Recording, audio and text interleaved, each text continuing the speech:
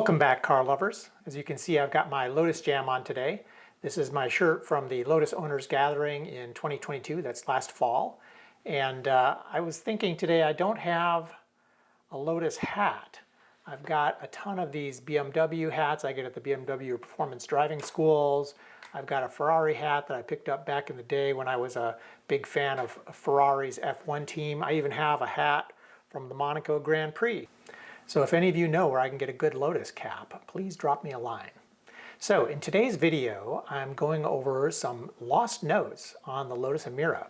And it's right over here on my desk is this little notepad. And I literally lost it. So back about 2 months ago, I produced a series of videos on the Lotus Emira. But sometime after I finished making those videos, I was trying to clean my desk and I noticed that I had this post-it there and I had not covered some of these items. So I'm going to cover those in today's video. Just to update everyone, it is now almost July and I still don't know if I've got an allocation of the V2 first edition Emiras. If you remember back in March when I did the test drive, I went to the dealership and the big announcement was that there's now this new V2 version of the first edition Lotus Emira that's going to be produced, and there would be additional allocations to US dealers and also new colors available. Well, they said that we would hear about those allocations within the next 2 to 3 weeks. That would have put us sometime in April. Here it is end of June, almost July, and I still don't know if I've made the cut. So that's pretty frustrating and unfortunately par for the course for the poor communication and the way this rollout of the Lotus Emira has gone to date. So be that as it may, I still have my deposit down. I'm still currently planning to get an Emira if I can get a first edition, if I'm relegated to base edition. I'm just not sure. Maybe instead of buying one new and getting hit with depreciation right out the gate, I need to wait a little bit and get a used one. I don't want to make that decision until I actually find out that I can order an Emira. Until then, it's kind of irrelevant. So let's get on with these notes. So I'm going to kind of read them to you. So the first one is that there's no hill assist. And if you're familiar with a lot of other cars, for example, my Alfa Romeo 4C, they have something called hill assist. And what that does in varying forms is it engages the brake when you're on a hill so that the car will not slide back while it's waiting for you to engage first gear or provide acceleration. Right? And that's very important on cars like these. The Alfa Romeo 4C, the Lotus Elise, the Evora, and now the Lotus Emira, they all have those composite bodies. And so you don't get dents, you get cracks.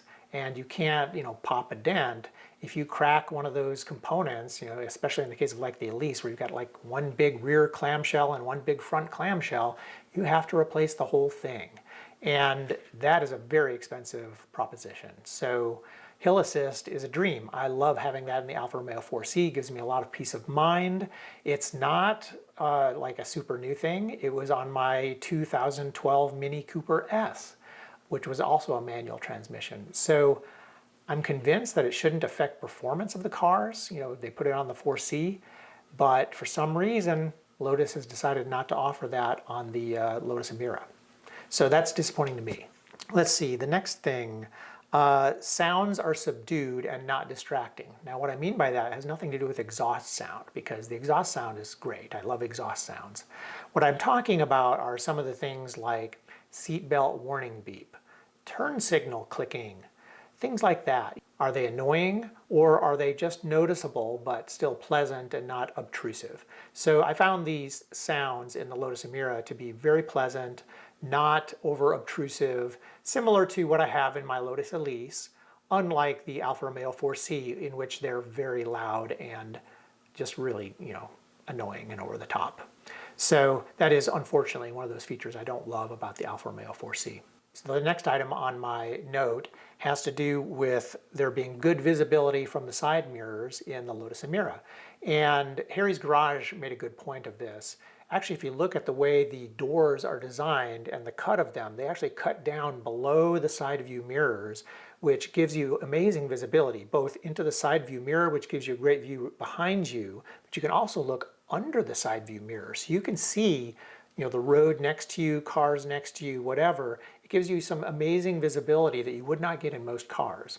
Now the rear view mirror, that's another story. It was pretty small And of course, as with most Lotuses, when you're looking through the rear of a mid-engine car with that type of a hatch, the windows are very small, you're just not getting very good visibility. So that's a real challenge with the Lotus Emira, just like every other car. Now, because the rear view mirror doesn't provide good visibility, I'm always wondering, well, do they have a rear backup camera or something like that to supplement it?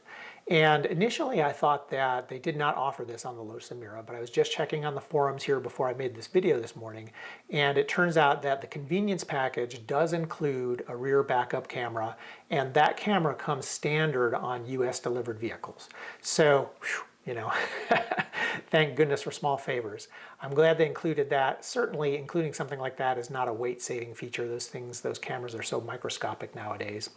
But at any rate, I'm relieved to know that that feature will be available because, again, backing up in my Lotus Elise is a little bit nerve-wracking. And especially in my household where we have 6 vehicles. So you try navigating through, out of a garage and then with 3 or more cars in the driveway behind you and getting out successfully without any incidents. So I'm glad to see they're offering the backup camera on the Lotus Emira and that it's going to come standard as part of the US spec.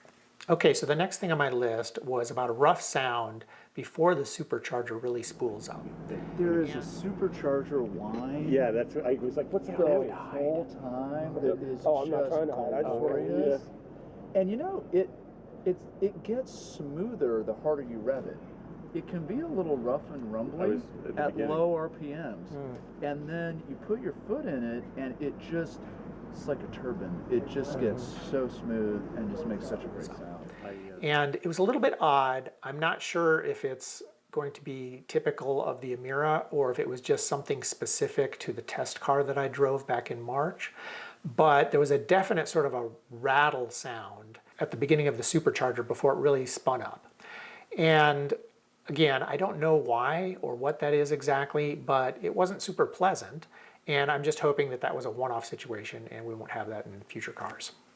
I haven't heard it in any of the other reviews, so I'm assuming that was sort of a one-off problem. I just thought I'd mention it here. And that's it in terms of my lost notes on the Lotus Emira. I wish I had more updates to provide you, but we're still waiting on specs and more information on the i4 variant.